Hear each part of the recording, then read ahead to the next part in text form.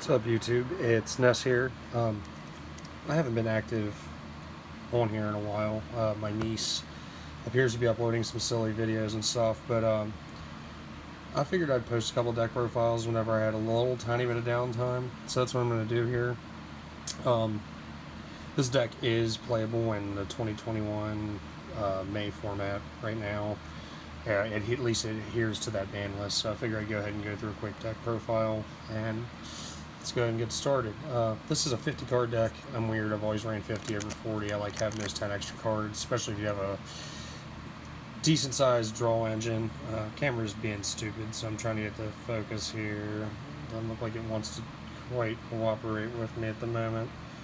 Okay, so first card, Visionary. His effect's okay. Mainly I use him just because his level's really high and he's good for the fusion. Same thing with this Oracle character. Do the one Descendant, or sorry, Heretic. I don't think I've never needed more than one. 3 Commandant. He's your he's like a terraforming for the deck, and he's not bad. He's not dark, so he doesn't work with cards like Allure of Darkness and stuff, but who really cares? This is just me. I love this card because it's an older card, the one Assailant. When he attacks, you can push something into defense mode. 3 of the Spiritualists, just because she's good. She's like a polymerization for the deck, and you do a lot of interesting stuff with her. 2 Descendant. I was going to run 3, but I only went with 2 just because I feel like 2's just fine. I still run Spy at 3 just because of its large defense points and stuff, and you can pull out a lot of different cards out of the deck. And then 3 Recruiter. Thank goodness for the Speed Duels set that this came out in, just for the fact that whenever I went to get the stuff for this deck before that came out, the card is silver rare from like Star Strike Blast or something like that, and it was like a $10 card, in the ultra rare printing from like Yugi's World was like $15 or $16. So this getting reprinted was nice for, you know, somebody that wants to casually build Gravekeepers. But 2 Spy, or sorry, not Spy, sorry, Guard. Guard's alright. 19 defense. Being able to send something back to the hand's nice, especially with like linked monsters and stuff like that, and being able to reset stuff. I play the 1 Priestess because she's a walking Necro Valley, but she doesn't come up very often. And the last 2 monsters is Headman. These decks that I'm going to be posting, some have hand traps, some don't. I am 50-50 on hand traps. Obviously, if you're going to play competitively, you need them. But for like playing with like the friends and stuff, and a little bit of people I play with, I don't find that clogging your deck up with like, you know, 3-6 of the same card in every single deck is necessary unless it's needed. But 1 Moon Mirror Shield. Gravekeeper's attacks, even with the Necro Valley, are pretty low.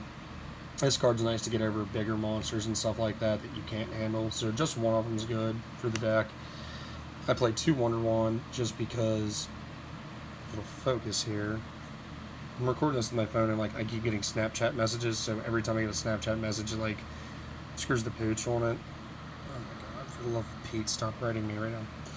Yeah, 201, little boost, more draw power, you know what that does. Allure of Darkness, same thing. I'm running 3 of them, and 9% of the deck's dark except for Commandant. So 3 Super Polys just because it's at 3 and you run a dark deck. So being able to make stuff like the Predator Plant, big monsters and stuff's kind of fun. I'm only running 1 Stell. A lot of people run 2 or 3. I just think 1's perfectly fine. I don't see a point of running more than 1. Same thing with this Hidden Tombs Necro Valley. It's a very useful card. The fact that it can like it locks people out of stuff, you know, special summoning and stuff like that. But it's, again, it's, you know, I don't build the entire deck around it. 3 of your Necro Valleys. These aren't the newer or rotted ones. These are like silver rares from like what is it, Dark Legends or some shit. But if you know what it does, you know, Necro Valley's good. And then 3 of the Royal Tribute. They can't believe this card's at 3. This is another way to combat stuff. Like, you can drop people's hand traps out of their hands and stuff, so that's nice. Their Rhoda card, the Necro Valley Throne, I run 3 of those just because it's decent. 1 Solemn Judgment, 1 Necro Valley Temple, 2 Rite of Spirit because special summoning, and then the last 3 cards in the deck are the Imperial Tombs of Necro Valley, which is basically another Solemn Judgment for the deck. And then the extra deck is, I do the 1 Quintet Magician because you can make him, and believe it or not, it is possible to make him with 5 different name monsters. So if you can pull that off and pop your opponent's entire field, it's insane. And then for super volley targets, we do Sergeant Gunham, Fusion Dragon, Impaired Plant, Drago, Stick, Peely, blah, blah, blah, blah, that one. The other one. Man, my camera is really pissing me off here. You know, generic super poly targets. Run 1 Winda, and you'll see why here in a minute, because it is useful. And then, obviously, you're going to run 3 of the new Fusion. Well, it's not new, but, you know, for what it's worth, it is new. And then for the links, I'm just doing 1 Griffin. I didn't do, like, full Nightmare package and blah, blah, blah. I like Griffin better. 1 Witch's Apprentice. Construct, because you can make it with flip effect monsters, and then you can use it to fusion the Winda. And then the Exceeds, we're doing just a generic Utopia package, Utopia and Utopia Lightning. Key Beetle, because you can make it because it's dark. Dweller, because of its effect. And same thing with Cowboy, because you can game somebody over with it. But that's pretty much it, guys. Thanks.